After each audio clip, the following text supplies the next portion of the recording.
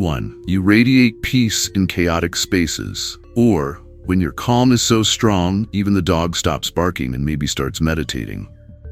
You know the kind of peace I'm talking about. The kind where everyone else is flapping around like chickens on espresso, and you're just there. Unbothered. Rooted.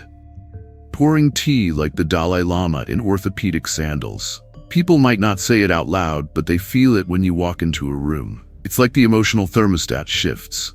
Suddenly, folks start breathing again. Someone lowers their voice. Even the toddler having a meltdown in aisle 5 pauses mid-scream, like, wait, who's that? She seems safe. Let me tell you about Judith. Judith is 77 and has that particular brand of wisdom that comes from raising 3 children, surviving 2 husbands, and figuring out how to silence her phone without asking her grandkids. She's a retired school counselor, which basically means she's been dealing with chaos since the Nixon administration. So at Thanksgiving, 2 of her grown nephews, both convinced they know everything, start arguing politics like it's a cage match.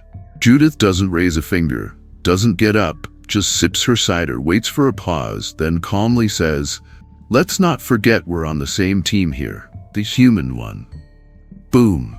Instant atmosphere shift. One of them even poured the other a glass of wine. That's peace power, baby. Now, science has something to say about this too. Research shows that older adults often have more emotional regulation skills than younger folks. Stanford, 2011.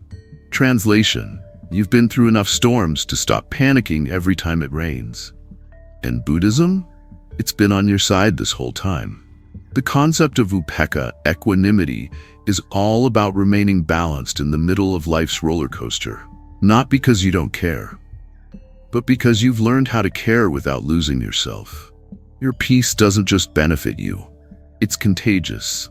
People catch it like a spiritual cold. It settles rooms, softens hearts, sometimes even stops dogs mid-bark. So the next time everything feels like it's going sideways, and someone looks at you like you might know what to do, just smile. You do know. You don't calm the storm. You are the calm in the storm. And sometimes, that's all it takes to remind the rest of us that everything, somehow, is going to be okay. 2. Noticing appreciative glances. Or, when someone checks you out at the bakery, and it's not just for your bread.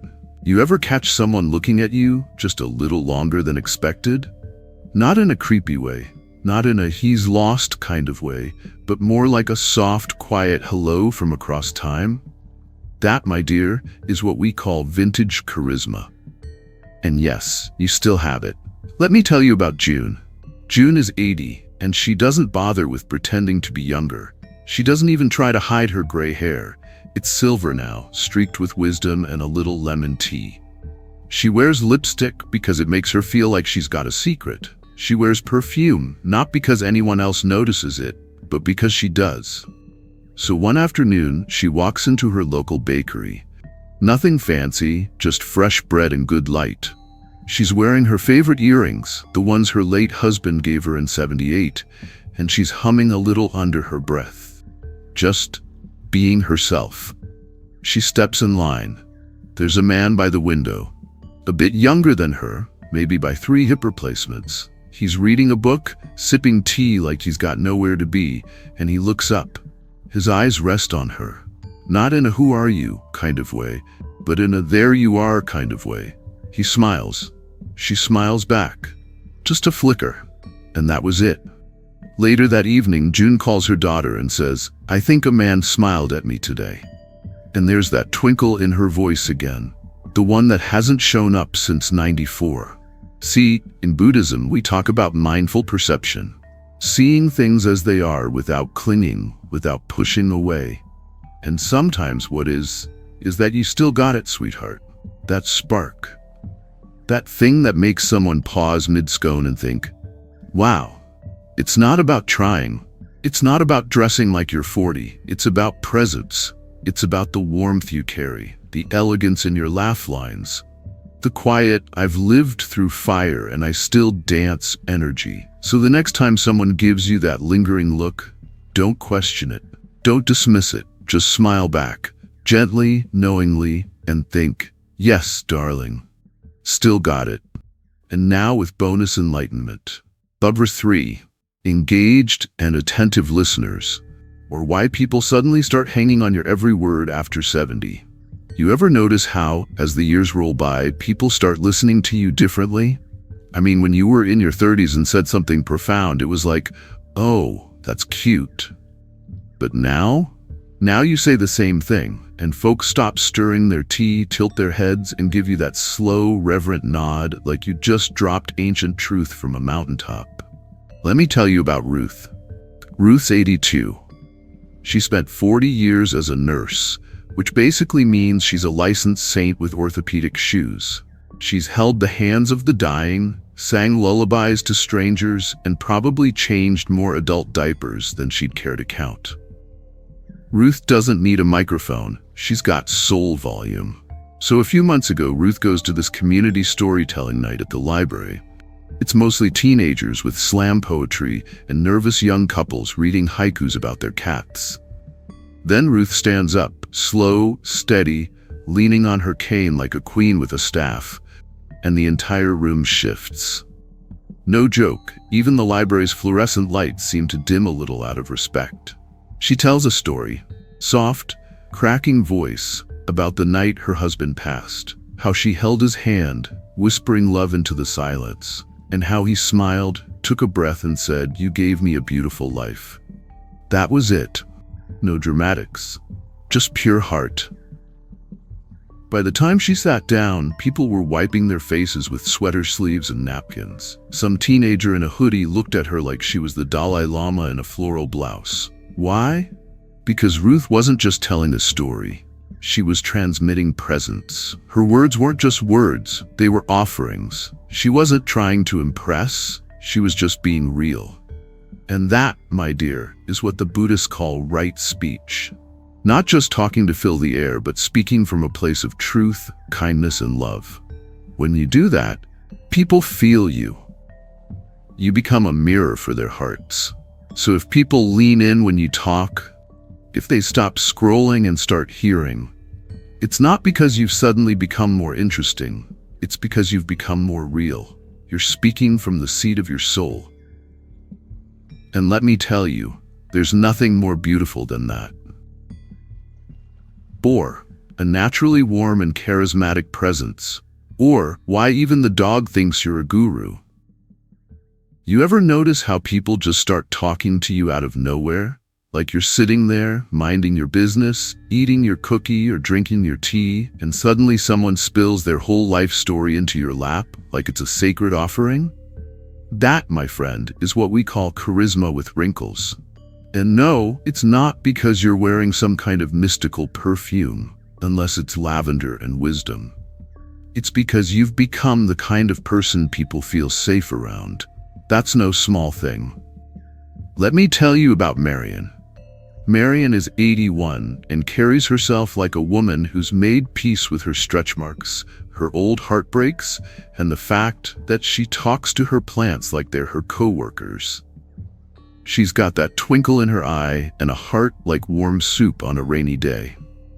So at her granddaughter's wedding, Marion's not on the dance floor doing the electric slide. She's over in the corner, sipping tea like it's a meditation practice. And then this young caterer, probably 22, full of dreams and bunions, plops down next to her and just unloads. Family drama, student debt, aching feet, existential dread. The whole enchilada. Marion just smiles, nods, maybe drops a little wisdom like it's all just passing clouds, dear. 10 minutes later, the young woman stands up, breathes in like she's just done yoga, and says, "I feel so much better. You're like magical." No wand, no cape, just Marion being Marion. See, in Buddhism, this is what we call karuna, compassionate presence. It's not about solving anyone's problems. It's about being with them, fully. It's what happens when you've lived long enough to stop trying to impress people and start loving them instead. Marion didn't train for this. Life trained her. Losses, late nights, laughter, laundry. She became soft in the right places, strong in the others, and now she radiates the kind of calm that makes people, and occasionally stray cats, gravitate toward her, like she's the Dalai Lama in orthopedic shoes. So if people keep sitting next to you, telling you their secrets, or looking at you like you've got some ancient knowledge, which, let's face it, you do, just smile. You're not just a woman with stories, you're a lighthouse. And baby, you don't even have to turn on the light. You are the light. 5. Younger generations admire your style and elegance, or how to be a walking fashion dharma without even trying. You know that moment when some wide-eyed young woman, eyeliner sharp enough to slice a loaf of sourdough, walks up to you and says, "Oh my gosh, I love your coat," and you think, "This old thing? I've had it since Nixon was president." That moment? That's not just a compliment. That's you radiating spiritual chic. Let's talk about Claire. Claire is 74, gracefully retired from a long, noble battle with the Dewey Decimal System. She's got a twinkle in her eye, arthritis in her knees, and a wardrobe that's part Audrey Hepburn, part Zen monk, and part I might have danced barefoot at Woodstock. She doesn't dress to impress. She dresses because clothes, like people, carry stories. The green silk scarf, that's from Paris, 82. The silver earrings, a birthday gift from her sister, now gone but still whispering in her ear when she puts them on. Everything she wears has soul, and honestly, it shows. One foggy morning, Claire wandered into a little used bookstore. You know the kind, smells like paper and quiet nostalgia. She was wearing a wool coat, older than some marriages, and a brooch shaped like a crescent moon. A teenage girl, probably more into TikTok than Tolstoy, came up to her and said, "You look beautiful. I hope I look like you when I'm older." Claire blinked, not because she was shocked, okay, maybe a little, but because that one sentence went straight into her chest and cracked something open, softly, like sunlight through a cloud. It had been a long time since anyone called her beautiful, especially out loud. Now here's the Buddhist part, because you know I can't help myself. In the Dharma, there's this beautiful idea that how we present ourselves can be an expression of our mindfulness. Think about it. Monks wear robes not to be fancy, but to reflect simplicity and intention. Claire's scarf? Same thing. It's not just an accessory, it's an announcement from her soul. I'm still here, baby. Still dancing. Still dressing. Still divine. You see, when young women admire you, they're not just noticing the earrings. They're seeing the strength it took to keep showing up. They're seeing grace wrapped in linen, resilience stitched into seams. They're seeing someone who's aged not like milk, but like sacred, 1,000-year-old wine. So next time someone says they love your outfit, don't say, "Oh, it's nothing." Smile like the Buddha with a good handbag and say, "Thank you, darling." It's a lifetime look, because that's exactly what it is. 6. Compliments on specific features. Or, when they say you're glowing, and it's not just the Bengay. You ever notice how someone will walk up to you these days, maybe in the grocery store, maybe while you're out walking the dog, and say, "Wow, your skin is just glowing." And you think, "Glowing? Honey, I've got moisturizer, hot flashes, and a soul that's been through 7 lifetimes. Pick one. But here's the deal. When someone compliments your hair, your skin, your posture, especially now, it means something. Not because you look like you stepped out of a magazine from 1963, but because you're still showing up with presence, with care. With the kind of beauty that doesn't scream for attention, but whispers, "This woman's lived." Now let me tell you about Teresa. Teresa is 76 and owns exactly 1 lipstick and 12 different kinds of herbal tea. She's got silver hair twisted up in a way that says, "I didn't try too hard, but yes, I still have it," and a posture so upright you'd think she'd trained under a Buddhist monk, or at least a very stern ballet teacher. So Teresa's sitting in the park one afternoon, feeding the pigeons stale breadcrumbs like a goddess of breadcrumbs and grace, when a young woman strolls by with her dog and says, "Excuse me, I just wanted to say your skin is beautiful." Teresa chuckles. You know the kind. The kind that says she's seen death, birth, 3 divorces, and still found time to water her hydrangeas.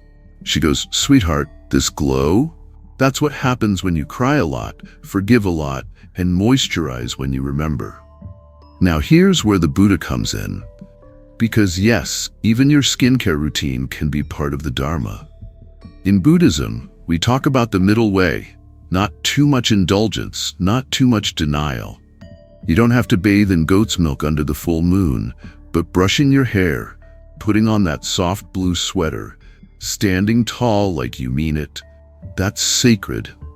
That's presence. That's self-love in motion. Taking care of your body isn't about vanity. It's about saying, "Thank you, old friend, for carrying me through this wild, beautiful life." So the next time someone says you're glowing, don't brush it off. Just smile and think, "Darn right I am." This is the light of 70+ years of living, learning, losing, loving, and knowing which side of the scarf to drape so it covers the soup stain.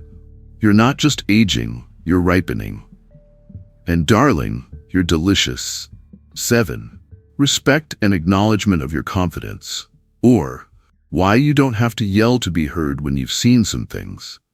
Confidence, my friend, isn't about strutting into a room like you own the place. It's about walking in, noticing someone else is upset, offering them your chair, and then still somehow being the one everyone looks at when things fall apart. Let me tell you about Eleanor. Eleanor is 79, which means she's officially survived World War II, 3 recessions, 2 hip surgeries, 1 cheating ex, and the slow emotional death that is trying to cancel a subscription online. She's not loud. She doesn't need to be. She's got what I like to call enlightened sass. You know, that special kind of self-assurance that says, "I've buried a husband and a cat, and I still remembered to bring snacks." So one evening, Eleanor goes to this local town hall meeting about saving the community garden. Now this garden means something to Eleanor. She's grown tomatoes there for over 2 decades, and yes, they taste better than anything you'll find at Whole Foods. Thank you very much. But the meeting? Oh boy. It's less peaceful community forum and more verbal demolition derby. People yelling about zoning laws like their lives depended on it. And Eleanor?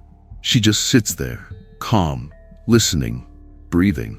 Then she stands up slowly, like she's got time because she does, and says, "I've grown tomatoes in that garden for 25 years. And what I've learned is anything worth growing takes patience and a little compost." The room, silent, just whoosh, all the air sucked out by the gentle force of truth.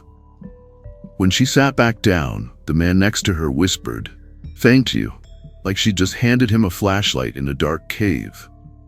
See, in Buddhism, we've got this great little truth bomb called impermanence.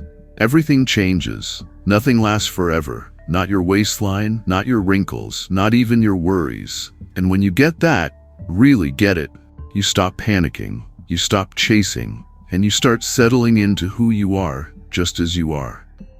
That's Eleanor. She doesn't fight the river. She floats it, with style, a little lipstick, and the ability to silence a room without raising her voice. So if people treat you like the wise woman in the room, it's not because you finally got the perfect haircut. It's because you're radiating calm in a world that's still learning how to breathe. And that, darling, is spiritual swagger. 8. You're the keeper of invisible altars. Or, why folding the laundry might be your most sacred act today. Let's be honest, nobody gave you a trophy for all the things you've carried. You didn't get a medal for that time you held your sister's hand through chemo, or when you forgave your brother for something he never apologized for, or when you held the whole family together with 3 casseroles and sheer willpower. But here's the truth. You, dear one, are a walking temple, a keeper of invisible altars.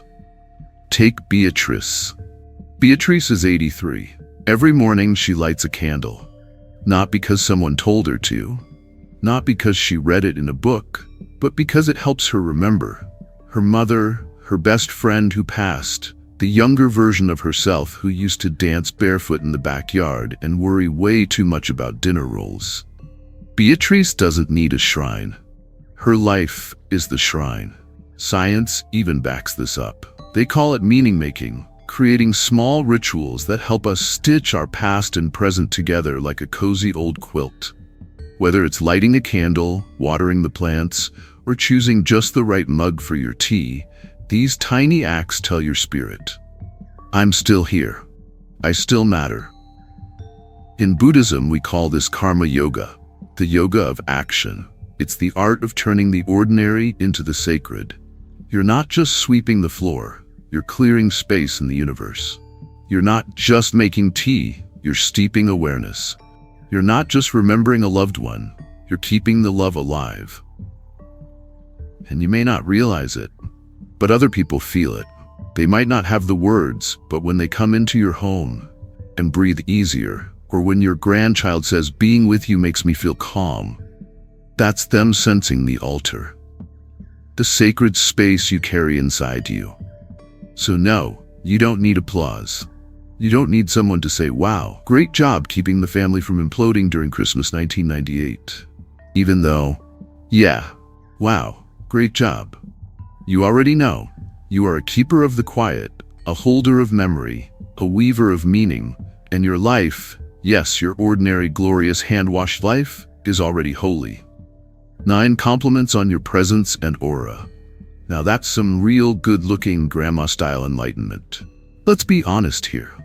At some point, you stop getting compliments like, wow, you look just like a young Sophia Loren, and start getting things like, you remind me of my grandmother. She was a saint. And depending on the day, that might feel either incredibly touching or like someone just called you a walking quilt. But here's the thing. If someone says you've got a calming presence, or that you light up the room, or that being around you just feels good, that's not small talk. That, my friend, is real deal spiritual radiance. You're giving off that high-frequency, soul-soothing, cosmic grandma glow. It's presence, it's your aura, and it's gorgeous. Now let me tell you about Miriam. Miriam is 78, and she's got the kind of wisdom that comes from surviving 5 decades of marriage, 4 kids, a mildly deranged cat, and her own inner critic. She lives near the sea now, drinks her coffee black, and volunteers at a hospice, not because she's a martyr, but because she gets something from it. She gets to be real there. No filters, no Spanx, no pretending she wants to go to brunch. One day, a young woman at the hospice, grieving, fragile, emotionally held together with a rubber band and some dry shampoo, sat down next to Miriam. Now, Miriam didn't launch into a lecture on death and reincarnation. She didn't quote Rumi. She just sat there. She breathed. She held the girl's hand. She passed a tissue at the right moment. And when the young woman finally got up, she said, I don't know what it is about you, but I feel safe when I'm with you. Boom. Presence. No Botox required. Buddhism has a term for this, inner light. It's not some fancy aura you get from drinking wheatgrass or doing 30-day silent retreats in the Himalayas. It's just your soul, doing what souls do when you've spent a lifetime softening instead of hardening. See, in Buddhism, there's this thing called bodhicitta. It's the awakened heart. It's when you've been broken open enough by life that the light actually gets in and then starts pouring back out. You become a walking nightlight for the rest of us in the dark. Thich Nhat Hanh said something like, the most precious gift you can offer is your presence. And you seasoned, silver-haired spiritual badass, you've been offering that for decades, just by showing up, just by sitting next to someone without needing to fix them. That's divine. That's hot. So the next time someone tells you that your energy is peaceful or that you've got a soothing vibe, don't brush it off like you spilled crumbs on your sweater again. Take it in. Breathe it in like the smell of fresh cookies. Because what they're really saying is, I feel more human around you. And that, my dear, is beauty. Not the kind that fades with age. The kind that only shows up after enough years of loving, losing, surrendering, and learning to laugh at it all. You're not invisible. You're not past your prime. You are the prime. You're the after-party of wisdom, the encore of grace, and baby, you're still turning heads. Just in a different way now. A softer, wiser, far more fabulous way. So shine on, inner light. Shine on. So let's take a moment to breathe that all in. We've explored 9 beautiful, surprising signs that your attractiveness hasn't faded. It's evolved. From the way your peace calms a room, to the glances you still catch when you're not looking, from the presence that makes people feel safe, to the quiet rituals that give your life meaning. You are not just seen, you are felt. You're not past your prime. You are the prime. You are the wisdom keeper, the soul soother, the one with stories etched into her laugh lines and light pouring through the cracks of everything you've survived. And if there's one takeaway to hold close today, let it be this. Sign or 6. Those little compliments on your skin, your hair, your posture, they're not just surface-level remarks. They're reminders that your self-care isn't vanity. It's self-respect. That showing up for yourself sends ripples of beauty into the world. So if something in this video made your heart nod or reminded you of who you still are underneath the noise, take a moment to like this video or leave a comment sharing which sign resonated most with you. Your words help others feel less alone.